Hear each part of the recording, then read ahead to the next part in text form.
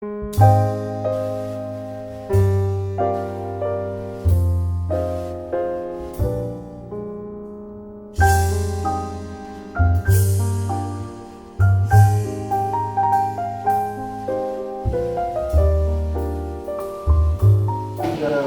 be shy. Come on. We're going to get a bounty for someone turning in a first-timer. No? All right. No first-timers. Do we have any elected officials or candidates that would like to say a few words before we get started? Nobody? Oh my gosh, wow. Well, I could talk on, I'll talk on behalf of Gretchen Fritz then. She's out campaigning tonight. Obviously, she is running for county clerk. Definitely a good person to vote for. Obviously, you all know her. She's usually here. So please vote for Gretchen, help her become our new county clerk, and hopefully get some of these voter rolls cleaned up and some things like that. I think one thing that just happened that is interesting is our current county clerk, Lauren Stanley Ferry, is being accused of electioneering in the county clerk's building. So if you didn't see that, she has her face plastered everywhere with her name on everything that has to do with the clerk's office. So she has a big tablecloth with her name on it where the people come to register to be election judges. She has her name on the background with the I voted little stickers, so you could do a little selfie with her name on it in the county building. Really, everything that she has is just missing the word for. It says Lauren Stanley Ferry, county clerk, and if they had the word for, it'd be pretty egregious electioneering, but I think it's egregious electioneering anyway. She's got her face, her name plastered everywhere in that building with the word county clerk. So we'll see where that goes. I know they just did a press release on it. I don't know, maybe if David wants to speak more to the electioneering efforts by Gretchen's counterpart. He is the media contact, so maybe I'll give him a chance to say a couple things. I'm going to hide back here. Well. So we were, there was some kind of meeting, I can't remember what, that Gretchen had to go to at the county building, and they have early voting. So we decided we were going to early vote, and she asked me to take a picture of her while she was voting, which I tried to do, and they stopped me. They go, you can't take pictures here. Mind you, there's nobody else there. She was the only one. And the people behind the desk said, oh, you can't take pictures. And the deputy came up and said, you can't take pictures here, and it's just, it was kind of a pain in the ass. But we said, okay, fine, we don't take pictures. But the table that you got your ballot from had a big banner hanging from it with Lauren's name on it and clerk of the, county clerk. And if you wanted to take pictures, they had one of those backgrounds, that they put up when you meet VIPs, and you take your picture taken with them. And it was just little squares this big, the whole thing, with Lauren's name in them. So if you took a picture, you were going to get her name in it. And as you go out, she's got at least an 8-foot high banner with her picture and all the stuff that she does on it in that office. So Gretchen went to Pelkey, who's her chief of staff, and said something. I don't know if anybody knows Pelkey. I won't use disparaging language, but he just blew her off, basically.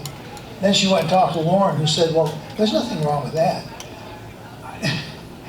I don't know how you can say that. Even if you wanted to challenge the distance rule, which none of them really could be challenged, one of them was on the table where you got your ballot. I mean, you can't get much closer than that. So she wrote up a thing, and it got published, and we've been getting phone calls like crazy ever since. So we're going to bring it up at the county board and make an issue of it. And that's it. If you never see either one of us again, you'll know what happened. All right, so no other elected officials or candidates. Going once, going twice. All right, cool. All right, so that brings us to our speaker for tonight. Our speaker is going to be David Lombardo. We have to get back up now. He's going to talk about what the ISRA is, what the ISRA is not. There has been a lot of misconception when it comes to the ISRA. You get a lot of people like, well, why don't you do this? Or why can't we do that? Questions like that. So Obviously, the ISRA is an organization that is kind of focused in one specific area, and we get a lot of those like, why can't we draw a line in the sand kind of questions, or we need to do this, we need to do that. So David's going to talk a little bit about what the organization is, and kind of hopefully we'll all learn a little bit something more, even though I know we are all avid ISRA members, which is awesome. But it never hurts to get a little bit more information and maybe help to explain to some people that maybe don't like the ISRA for some reason because of some things we've done or not done in the past, especially as it relates to political action. So, David. That was my entire presentation. Oh, cool. Any questions? Thank you. Just don't clap, throw money. So I'm going to actually show you we're going to do two things. This is a presentation that I go around and give organizations. So if any of you belong to shooting clubs or have any kind of an organization, I'd be more than happy to take this to your club, wherever it may be, and put this on. And then when this is over, we did a real short, couple of minute long kind of a promo thing, which we just put up on the website, and I'll show you that. But the National Rifle Association versus the Illinois State Rifle Association. So the NRA, they're interested in issues that are basically at federal level. They're interested in things that have national consequence. And then every state has an associate membership, member organization, and we're Illinois, and they are associates to the NRA, and we are responsible for litigation and legislation in the state of Illinois. When a legal case comes up, as Wilson versus Cook County did, we were on that thing for 13 years. When something like that comes up, the NRA often comes in, and because it has national implications, they'll often come in and help with part, sometimes all of the money. Anything that's Illinois specific, not really. We're paying for it ourselves. So we'll talk a little more about that in a minute. What I hear more often than not, I get emails, occasionally phone calls, but I get emails all the time. And people are always saying, well, why don't you just draw a line in the sand and just say, that's it, enough is enough. We're not going to accept any more. That's because you have no idea what you're talking about. We're going to look at the legislature in a second, but if you put pro-Second Amendment on one side of that line in the sand and anti-Second Amendment on the other side of that line in the sand, basically you got no seat at the table. If you tick off the Democrats in Springfield, they just ignore you. I mean, we have no ability to get into meetings or do anything if they don't let us in. So the legislature, right now, in the legislature you have 177 people in the General Assembly. And of that, 118 are the House of Representatives. Now, for those of you that haven't really gotten the veto proof, this is it. Out of 118 House of Representative seats, the Democrats have 73, Republicans 45. A supermajority is 71. We aren't even close to that. And they have it comfortably. The same thing in the Senate. 59 seats in the Senate. 41 are Democrat, 18 Republican, the supermajority is 36. That's why we don't draw lines in the sand, because there's no negotiation whatsoever. The Republicans have no power over the legislature at all. Now, social issues, and there's a lot of misunderstanding about this. All social issues of any significant impact, whether it's abortion, states' rights, Second Amendment, whatever it is, all social issues that have any kind of strong public sentiment have a two-pronged attack. And basically, the first prong are activists. Activists are the soldiers, okay? Are you having trouble? Am I blocking somebody's sight? No? So you have activists, they're the soldiers. Those are the people that go out and wave flags and signs and stand on street corners and picket and all that kind of stuff. That's what they do, and you need that. They keep the subject in the public's eye. They keep people aware of what the issue is. They're not very well liked in Springfield. You can imagine that, because they usually carry signs with some Democratic politician's face on it with a big circle and a red thing through it or whatever. Then the other side are the advocates.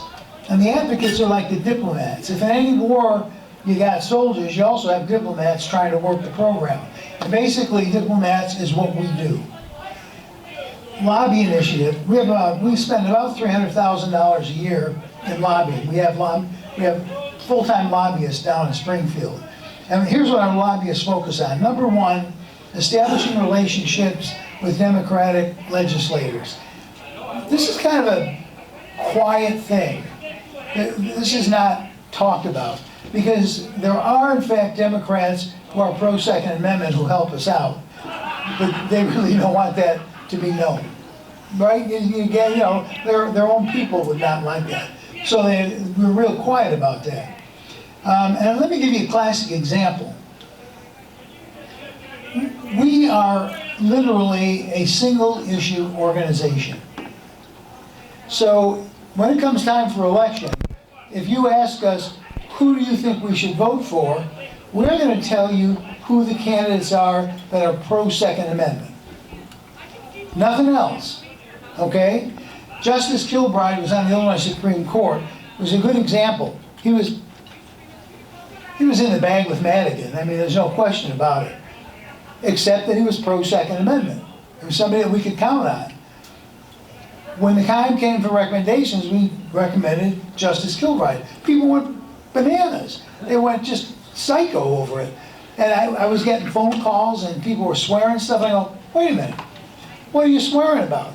Well, he's, pro, or not pro, he's, he's,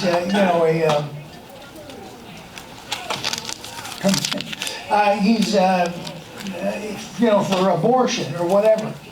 And I go, what's that got to do with the Second Amendment? Well, that's not the point. He's whatever. I go, well, then don't vote for him.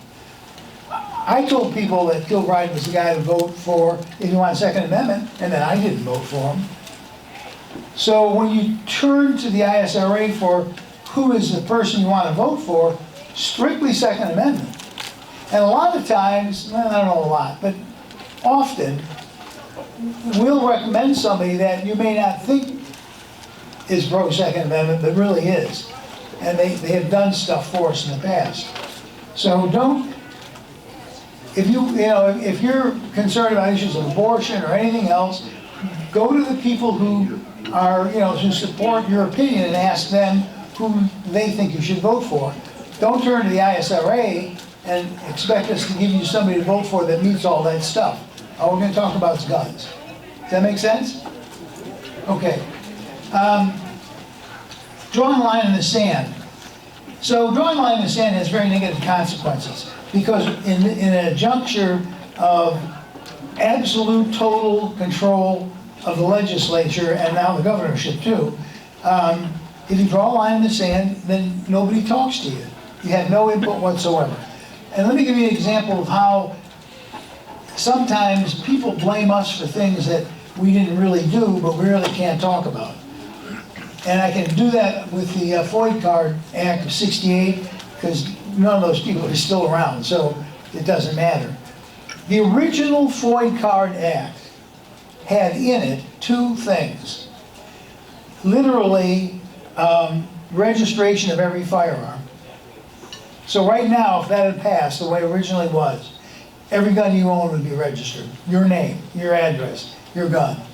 And the other thing was, it had a part in it that said, nobody can touch an ammunition or a firearm without a FOID card.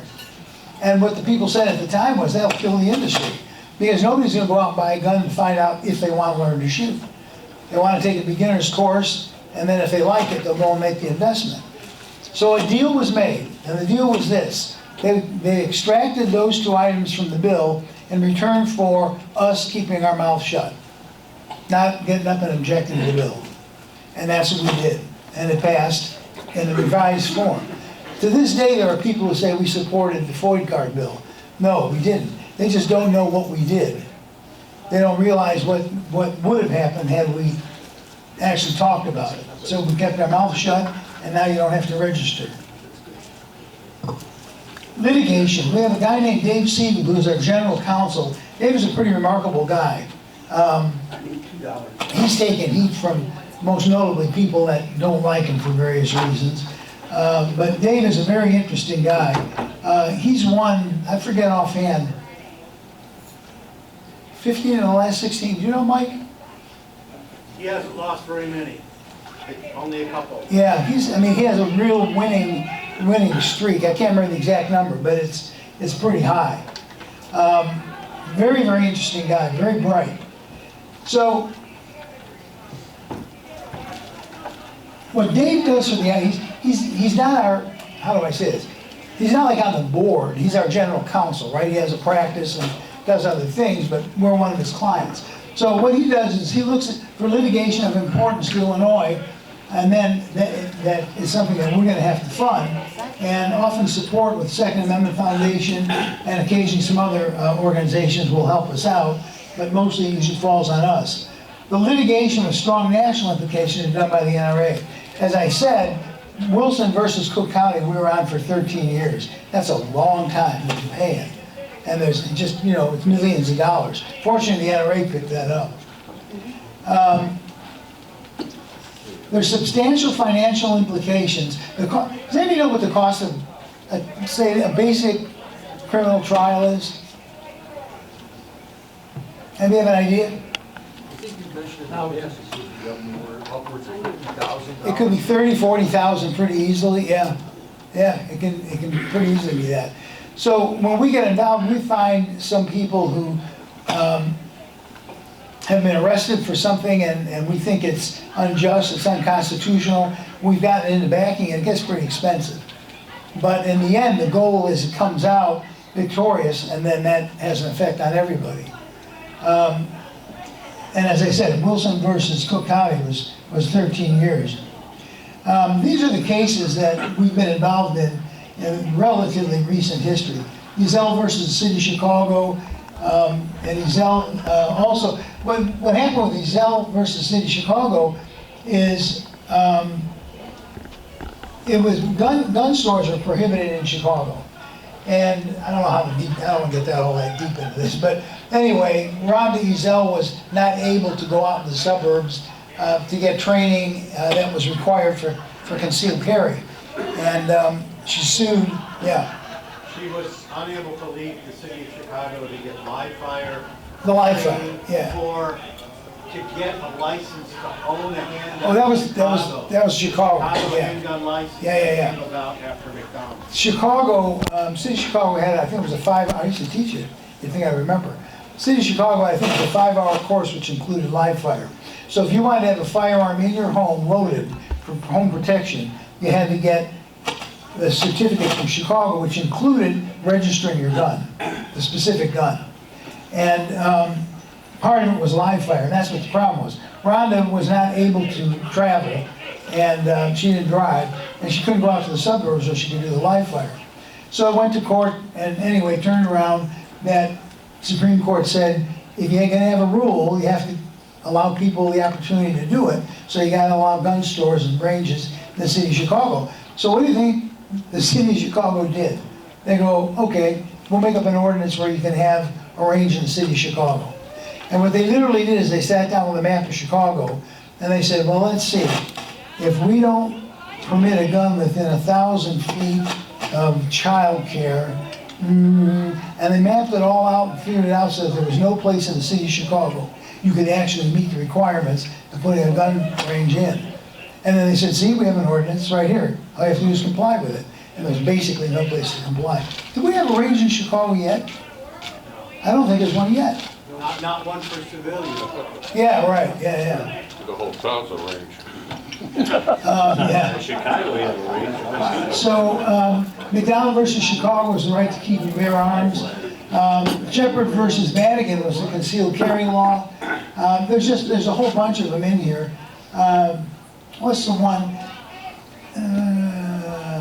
Oh, well, you remember when it, some of you may have blocked us out, some of you may still be in therapy. Remember when it took 1.5 years to get a concealed carry permit? So we sued over that. FOID card was taken about 1.5 years. We sued over that. But there's still ISRA detractors because most of what we do, we can't publish or talk about because we make deals. You know, we get, sometimes what we do is we get to defang some legislation, but we're not supposed to talk about it. So all that's going on, people don't hear it.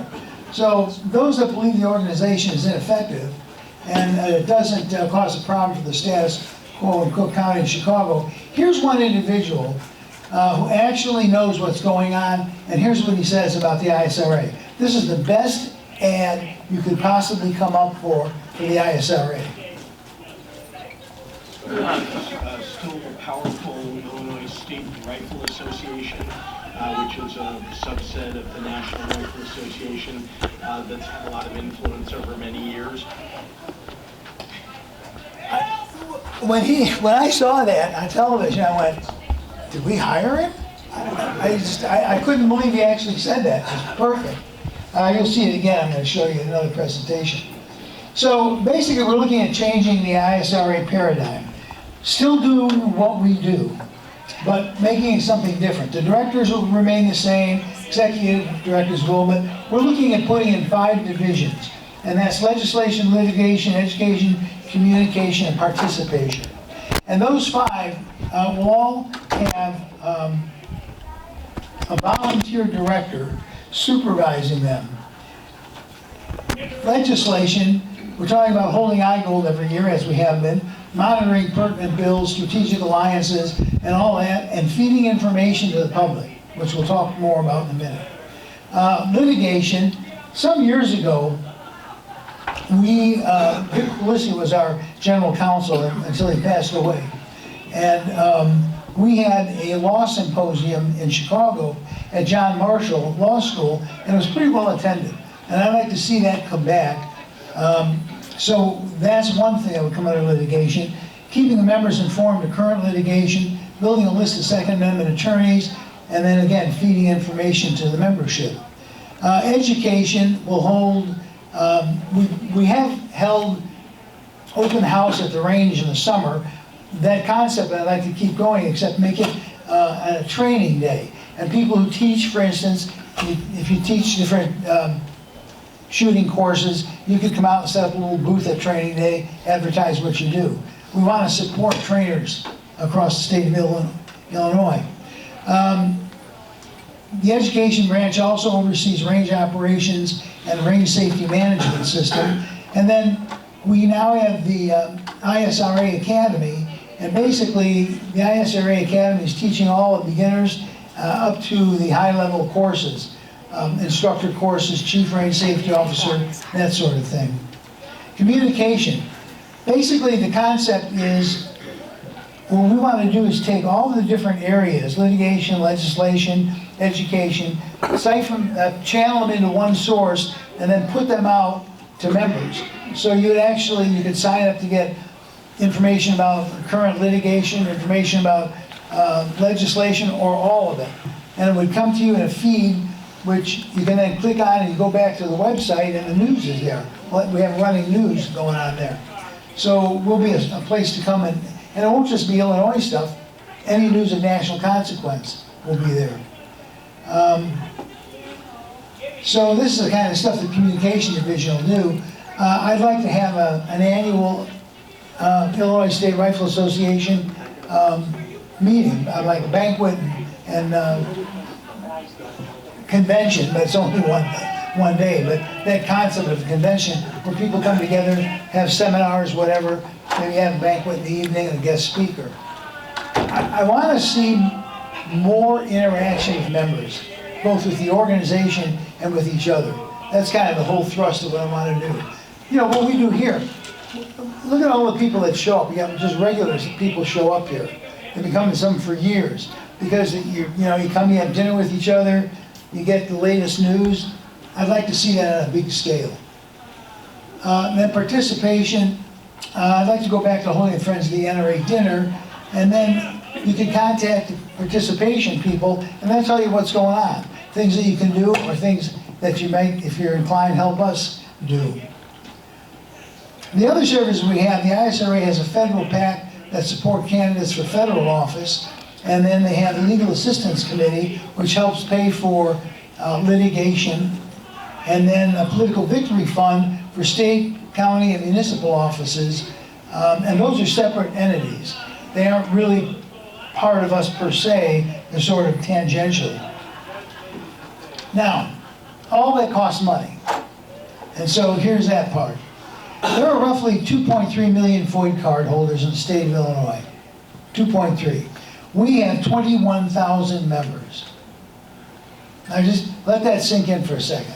We have 2.3 million FOID card holders, and 21,000 of them paid $30 to join and support ISRA. That's 0.9% bothered to spend $35 to protect their rights in the state of Illinois. You know what? How many people, is there anybody, no, I won't ask that. I was gonna say, is there anybody that's not a member? How many people in here are ISRA members? Okay, your dues fund everything we do. Think about that. If we had just 10% of the FOID card holders, just 10%, we'd have an $8.5 million budget. We could sue everybody that even looked sideways at the Second Amendment with $8.5 million. But the fact of the matter is, everything the ISRA does benefits everybody who has a FOID card. And only 21,000 of them are paying even $35. And they'll go, well, you know, I don't have the money. And then they'll buy a box of ammo, which has cost how much today? Depending on what you shoot, $50 easy. Okay, it's crazy. Today, never before have we faced such an unprecedented attack on the Second Amendment. It is getting crazy. And it's getting worse all the time. If you're not a member, join the ISRA. Get friends and join. We need that membership, okay? If you are a member, go and recruit 2 more. Any questions about it? Yeah. I think this might have come up before, and I think it probably has, and I don't recall. But I know, I know the budget is very limited and so on, but are there any venues that would be very fruitful in terms of advertising? I think we brought this up, it has been brought up before, like WIND Radio. So I advertised ISRA on my show. We're in 10 years now at AM 560. I advertised it. There's no real way to know what the effect is. Maybe a Super Bowl ad? You know, it's funny you even say that, because we were just saying the other day, you might be willing to sponsor one. Absolutely. Anything else? Yeah. Well, there's a source of the gun owners, and that's gun shops. And before COVID hit, in the Logan meeting, I brought up one time, Yeah. just picking ideas out of the air, adopt a gun shop. Make sure these gun stores have ISRA material. I didn't know about the ISRA. I owned guns for years. I went to a gun store once, and they had a leaflet for when your club was in Aurora, West or whatever. Oh, Aurora Sports. Because you had the CMP Well, thing. made sure Okay? they got put To there. get your M1 from the CMP, you needed to join an Yeah. affiliated organization. Okay? But it's not like you have to cover every gas station. There's only so many gun stores. That's where people buy guns and buy Yeah. ammunition. They're forced to go there. Work with the gun stores. If a gun store doesn't want to work with the ISRA, make that known. You know Mike Huber? Okay? No. Mike Huber was the full-time NRA rep in the northern half of Illinois who put on the NRA banquets. And Mike, great guy, just a super guy. Mike retired, and we brought him on, and he worked on that very issue. Doing that very same thing. Exactly. And isn't that right, Terry? And basically, we didn't get any traction. Yes, he is. Yeah. Yeah, and I think that's a good point. Sorry to, from the microphone back here, but I think you bring up a really good point, because when I worked in membership at Aurora Sportsman's Club, one of the 2 questions we would ask members is, are you a member of the ISRA? Are you a member of the NRA? And a lot of the people would say, ISRA, what's that? And I would explain to them how the ISRA protects their rights as a gun owner in Illinois. And I think that probably helped drive some membership in the ISRA, but I think it is important to, at least to talk and to let people know who we are and what we do and why it would be beneficial to be a member. And I think there, again, like David's talking about, there's a lot of misconceptions about the ISRA. I know even at Aurora Sportsman's Club, some of the directors there, like, well, you know, some haters of the ISRA, there's a couple on the board, and they've said, well, you know, the ISRA, you know, let this slip through and didn't let, didn't protect our rights, so we don't like them anymore. Well, if you don't understand what we really do and why we do it, you might think that. So that kind of stuff's important. I think getting the gun shops involved is a good idea. And also the concealed carry instructors. Concealed carry instructors, yes, definitely. Yeah. I have two questions. One is, what part of the 1.7 million budget comes from dues, what comes from donations, and is there any third component? Off the top of my head, I don't really know. I mean, we look at those numbers every month, but I don't remember offhand. The now $35 a year pays for a big chunk. Yeah. Because, you know, we give donations, and that helps us get motivated if we know what part of that is from dues and what part is from donations. Sure. And the second thing is, you brought up an interesting point about Democratic Congress people that may be secret allies. And, you know, as I contemplate going to talk to my state senator or rep, that's something to think about. And in our approach as to how we talk to our state reps. And you might want to have that as part of, I love that idea of an annual convention. That might be part of it is talking with your legislators, being aware that they may be a secret ally, and of course always be nice to everybody, never be crabby. I mean, everything that I just said, 5 divisions and all that, it's my response to this. I would say to somebody, you should belong to the ISRA. Oh, what does it cost? And back then $30. I say $30. They go, what do I get for $30? Well, you get lobbyists in Springfield. And the answer is, you're gonna have lobbyists in Springfield, whether I give you my $30 or not. So the reality of today, particularly with younger people, the reality is, what am I gonna get for my money? That's the reality. And my answer to that is to make the ISRA more member-centric. Give members things to do that they get a reduced rate on, like training, that kind of thing, over non-members. All of that stuff, a convention, law symposium, all of that is predicated on getting people who say, I gotta join that organization because they're doing this, they're doing that, and I want to get involved. Did you have something, Terry? Yeah. We were talking about conventions. The last convention we had was at Ren Lake. The only ones that showed up were people from up here and the McDonald's. That was right after we won McDonald versus Chicago. And that's a pretty poor showing. The Southern Illinois people always said, well, you never do nothing for Southern Illinois. Well, they never showed up. The last successful one we had was 2 years before that, or 1 year before that. We had it in Peoria. We had a dinner that was very well attended, more people than are here. We had a speaker, Susan Gracia Hupp.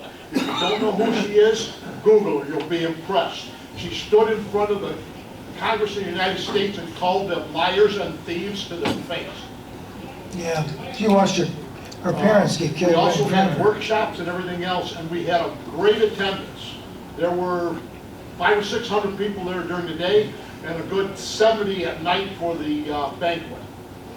And I had the pleasure of sitting there, my wife, her, myself, Yanina Rabicki, who was the secretary, the treasurer at that time, and Todd Vandermeyer.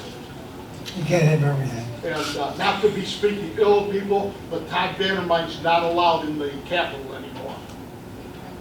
And we had a good talk and everything else. This was an hour and a half after everything was over. I would very much like to see us do it again. That's my plan. It takes money, it takes people. You got to plan all that stuff months in advance.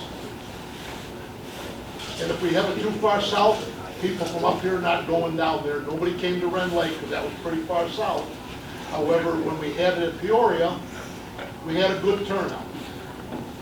That's all I gotta say. That's it. But Google Susan Gracia Huck, because that clip where she's calling the liars and thieves, it's there.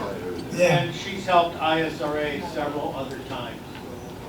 yeah, that's the lady who was in a cafeteria with her parents. Right. And the guy That's what we're talking about. practically drove into the cafeteria to start opening fire. She watched both her parents get killed. And her gun was in her car. She couldn't bring it in because it was a no-gun zone. Her gun was in the car. Yeah, Mother and dad were both killed in it. she tells an interesting story. Anybody else? I'll show a thing that we just did then, real quick. Except I'll put my glasses on first.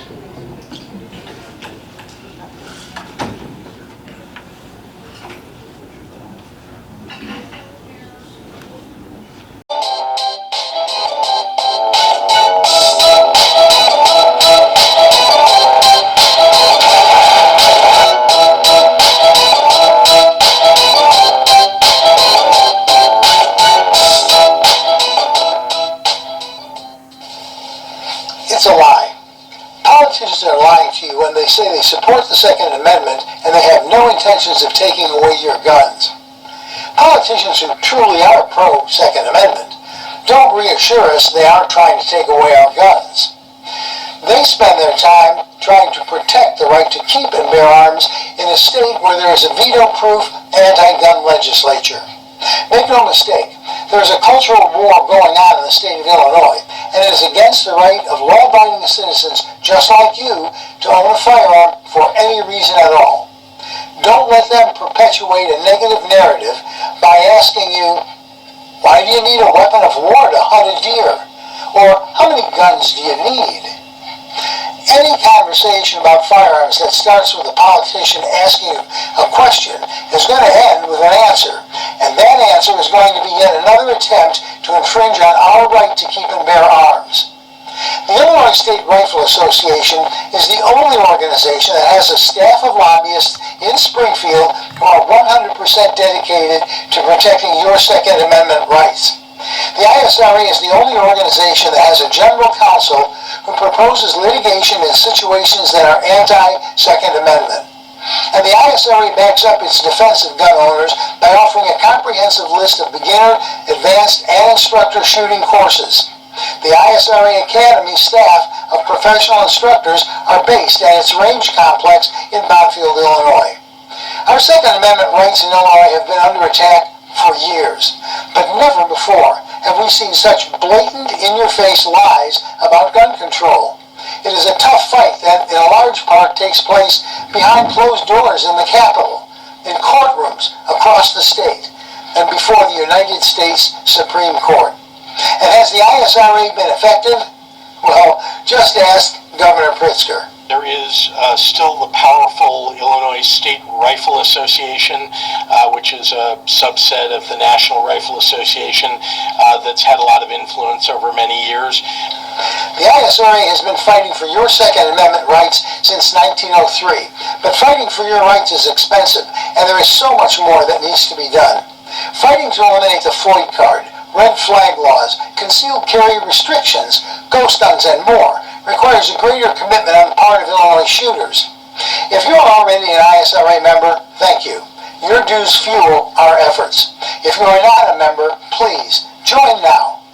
Someone has to stand up for your rights. If you want to preserve the right to keep and bear arms in Illinois for your children and grandchildren, the ISRA needs your support today. The ISRA defends the Second Amendment for all Illinois gun owners, whether they are ISRA members or not. But the cost is high, and the funds to protect the rights of all firearm owners comes entirely from membership dues. The more members we have, the more we can spend on protecting your rights, including hunters, recreational and competitive shooters, collectors, personal protection for you and your family, and for patriots that stand shoulder to shoulder with millions of other firearm owners who say enough is enough.